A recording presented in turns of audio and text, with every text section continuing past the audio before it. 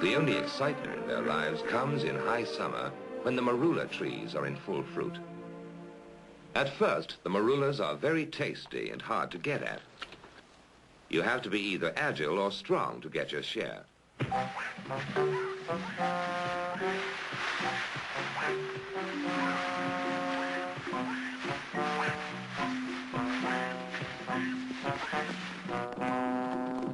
But after a few weeks, the marulas get overripe and they start dropping from the trees. Then all the animals wade in and gorge themselves on the rotting fruit.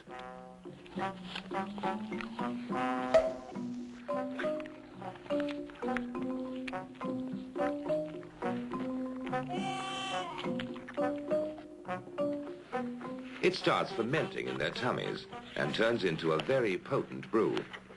So on the way home, things start happening to them.